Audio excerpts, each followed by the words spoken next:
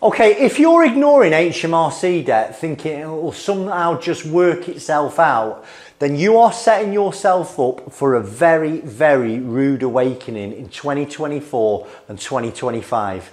HMRC does not wait around. Ignoring the debt will not make it disappear. It only puts your business and personal assets at risk. So let's cut through the noise and talk some real strategies to manage and even overcome HMRC debt before things get worse. Now in this video, I'm breaking down your options in a way that's easy to understand and take action on. Let's make sure you're ready to handle this head on. My name's Chris Worden and I'm from Direct to First. Now, I want you to understand the severity of HMRC debt. The first thing that you need to know about the HMRC is that it's different excuse me, from other types of debt. HMRC has enforcement powers that private creditors don't, and they aren't afraid to use them. We're talking about powers like freezing bank accounts, seizing assets, and in severe cases, even liquidating your company compulsory. Now, what happens if you ignore HMRC? If you ignore the debt, HMRC can issue a statutory demand, and it is the first step towards winding up your company. They can then move to enforcement action, which could mean losing control of your assets. Why that's a problem? I see this all the time. A business person buries their head. I had a garage the other week. He spoke to me 6 months ago. I told him this was getting out of hand. You must act. What he could have done is bought those assets back and started again. HMRC have now gone in and they've took control of the goods. They're still in the garage, but if he doesn't pay the £100,000 that he owes HMRC, they're getting taken. His business is over. Now, it's essential that you treat HMRC debt as a priority, and it's because of the powers. HMRC debt should be managed first and foremost, even before other creditors. And what I do is when money comes in, let's say I've got an invoice for £1,000 plus VAT, I put 200 quid in a VAT account. I know I can get some VAT back on other purchases, but I put it in a VAT account, it's not mine. I also put 15% of my revenue that's left in another account for my corporation tax. Please trust me, you do not want to be on HMRC's bad side. Listen, if you're facing pressure from HMRC, don't ignore it. Call me, 0800 086 2766, or book a call in the description. There is a meeting link in the description. We'll talk to you today. We're free, we're independent, we're impartial. If you're struggling with HMRC, one of the most straightforward ways to manage, whether it's VAT debt, corporation tax debt, PAYE debt, or a combination of all three, is through a time to pay arrangement. Now, this option will allow you to spread your tax debt over a more manageable period, and it should give you some breathing room to stay afloat. What is a time to pay arrangement? Well, a time to pay is essentially an instalment plan with HMRC. Now, you're going to need to demonstrate that you can pay the debt in full over the period of time that you're asking for. Now, this is how you negotiate a time to pay arrangement. You've got to be prepared to present a clear plan showing how much you can afford to pay each month. And for me, it's important that you have some up-to-date financial records to back up your proposal. And it's crucial to be realistic. I see it all the time where people overpromise and fail to meet the payments. Because if you set a time to pay arrangement up on something that you know you're never going to be able to stick to, it will backfire down the road. HMRC will give you one chance at this. If you fail that time to pay arrangement, they're going to escalate enforcement action.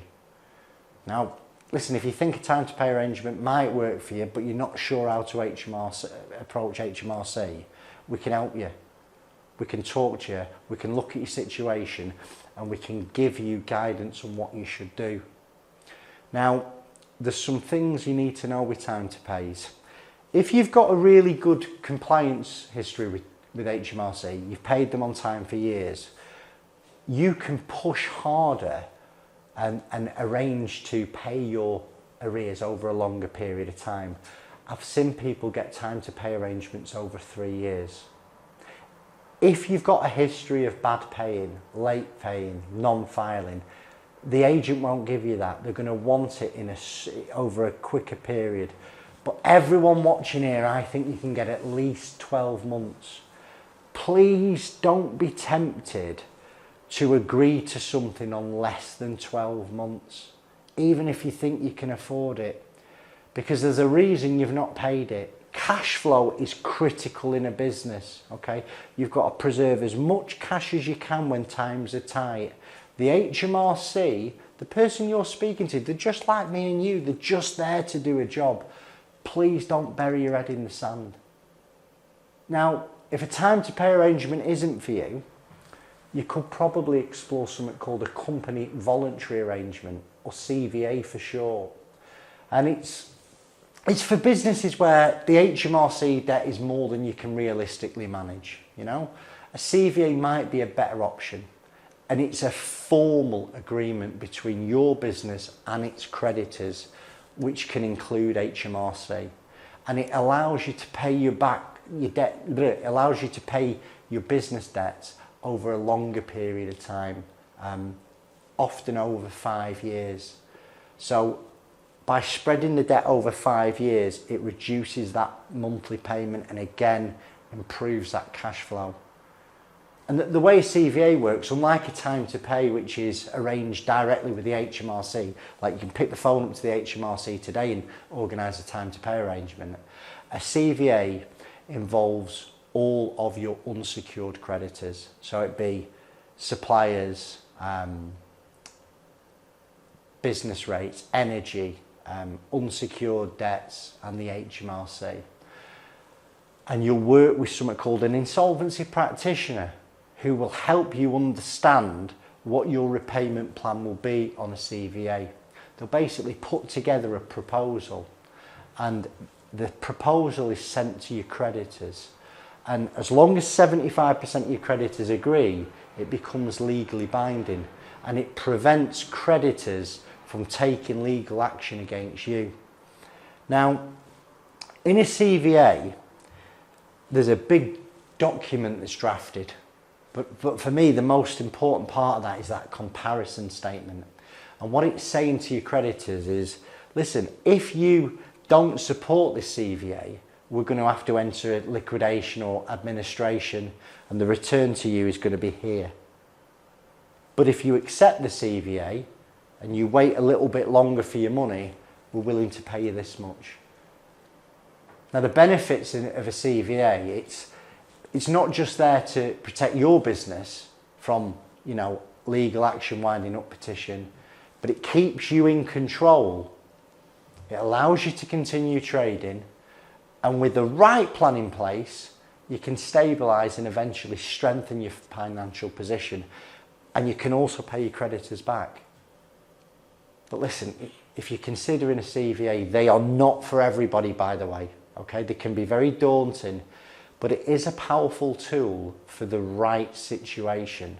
And if you want to learn more about how a CVA could help, give us a call, 0800 086 2766, or book a call in the meeting link in the description. I want to sort of talk about Hmrc's enforcement powers, so you can get clear on what's at stake. Now, to understand why it's so critical to address Hmrc debt early, you need to be aware of the enforcement powers that they have. Now, unlike most creditors, Hmrc have got the authority to sort of take direct action against your business without court involvement in many cases. So a statutory demand and a winding up petition is something Hmrc can issue. They'll issue something called a statutory demand, which is often the first step in forcing a company into liquidation. Now, if you get this statutory demand and you still don't pay, or you don't ring up with a time to pay or not, look at some other action, this stat demand in most cases will escalate to a winding up petition. And a winding up petition essentially closes your business. Now, when you're insolvent, and if you can't pay the HMRC, you are insolvent. Let me have a quick drink. You've got two options. If you don't deal with this statutory demand, you can voluntarily put the business into liquidation, where you have an element and control, you find an insolvency practitioner you want to work with, and that process always gets a better outcome than if your business is wound up compulsory. And that's what's happening. If you don't deal with a stat demand, the HMRC will wind your business up. It'll get wound up in the courts, it gets advertised, and you lose all control. And the consequences are always more severe. Now, HMRC can also issue distraint orders, and it means that they can actually come in and seize assets like computers, equipment, or even, vehicles to cover unpaid taxes. And in some cases, they can actually freeze your bank account, leaving your business with zero cash flow overnight. If you have a winding up petition that's presented and then advertised in court, your bank will freeze. Now, other creditors can actually use a winding up petition to liquidate your business, but by far HMRC is the #1 presenter of winding up petitions, and we know that it's getting more frequent. It's as if there's some type of direction right now from HMRC to really put pressure on businesses. They need the money in, and if they're not getting anywhere, they're winding businesses up. So knowing the extent of HMRC's power, it's not to scare you, it's to prepare you. Because the earlier that you engage with the HMRC, the more likely they are to work with you rather than against you. I mean, one of the things that people do look at when they're getting HMRC pressure is a Prepack. Now, a Prepack administration or a Prepack liquidation, it might sound complex, but it can be a lifesaver for businesses that want to avoid liquidation and still keep the core operations running. And it's an insolvency process where you essentially set up a new co and transfer the assets of your insolvent business and you purchase them in the new business. It's very process driven, and it allows you to start again afresh without that legacy debt. And whatever you pay for those assets, the idea is to get a dividend back to HMRC, although it's highly likely they won't get all their money back. Now, how a Prepack works is your assets of an insolvent company are sold to a new company, and it's often referred to as something called a Phoenix company. And this can allow the profitable parts of your insolvent business to continue under new ownership without the burden of the existing HMRC debt. Now, there are a lot of advantages to a Prepack. This approach enables you to retain some control over the business, and it provides an alternative to shutting down entirely. Now, while the old company's debts don't transfer to the new business, it's essential to approach this option transparently to avoid any legal implications. If you are interested in learning more about a Prepack liquidation or a Prepack administration and checking whether it's right for your business, reach out to us 0800 086 2766 or book a call in the meeting link in the description. Because what we do at Director First, we can walk you through the process and make sure it's done properly to safeguard the new business, your reputation and your personal assets. Now, the complexity of dealing with HMRC debt often requires specialist help, and this is where a good insolvency advisor or an insolvency practitioner comes in. What we can do is provide critical advice, sometimes act as mediator between you and the revenue, and guide you through options like CVAs, administrations, liquidations. Now, what we can do is help you review your entire financial situation. We can work with creditors on your behalf and create a strategy that minimises disruption to your business and to everyone else. Now, the best time to contact someone like me is before things become critical. Proactively involving someone like us early doors can increase your options and protect your business from harsh enforcement actions. So, if you are considering professional help, please reach out. We're free, we're independent, we're impartial. We've got hundreds of reviews on Trustpilot. Now, sort of the final option is something called liquidation. Because sometimes, despite your best efforts, liquidation becomes the only realistic option. And this is the process of closing down your business, selling off any assets to raise some money to cover some debts, and actually drawing a line under things.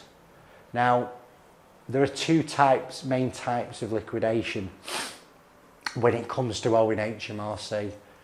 You've got a voluntary liquidation when you initiate the process, and a compulsory liquidation where the creditor forces it upon you, in this case Hmrc.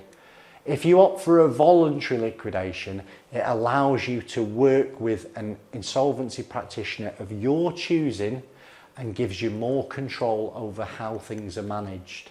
And for me, although a liquidation may sound extreme, in some cases it's the best option. Because if the business is no longer viable, it allows you to draw a line in the sand and get on with your life. Now, a compulsory liquidation is where a winding up petition is presented to your business. If you don't pay it on the court date, you're forcibly wound up. You're compulsory liquidated that day. You no longer exist. The court has forced it upon you. You're then investigated by the official receiver. In my experience, the ramifications of a compulsory liquidation are much worse than a voluntary liquidation. Now, I want you to remember, liquidation doesn't mean failure. It's just a legal process that can protect you from mounting debts and gives you sometimes a fresh start managed correctly. Try and build a plan to stay debt-free. Okay, I'll refer to what I do here. When an invoice comes in, I have separate accounts that I put money into. I bank with Starling, and you can use these things called spaces. They're dead simple. I've got one for VAT and I've got one for corporation tax. And the minute the VAT comes in, I put the VAT in the space because I know I can't spend it. I put some contingency away for a corporation tax. So when my corporation tax bill comes, I can pay it. Now, let's say you've managed to resolve your Hmrc debt. What's next? The goal is to keep the business healthy and debt-free moving forward so you don't end up in the same situation down the road. Implement cash flow monitoring. Like I say, set up a system to regularly monitor cash flow, because cash flow is often the first indicator of financial trouble. Staying on top of it means you can act before issues escalate. Once you're in that, if you're still in a Hmrc time to pay, make sure you pay it. Because if you stop paying the time to pay, things are going to escalate again. Remember, prioritise paying high interest debt. Make extra payments when possible. Regularly review your debt status to make sure you're on track. Establish financial controls and savings. Remember, try and create a savings buffer for your business. Having even 3 months of operating expenses saved can be a lifesaver during slow periods or unexpected challenges. If you want some support about building a sustainable debt-free future for your business, reach out to us. We're here to help you make informed decisions about your business's future. Call us on 0800 086 2766 or schedule a time to meet in the link in the comment section below. So, to wrap up, we've covered everything from time to pay arrangements and CVAs to understanding Hmrc's enforcement powers and how an insolvency practitioner can support you.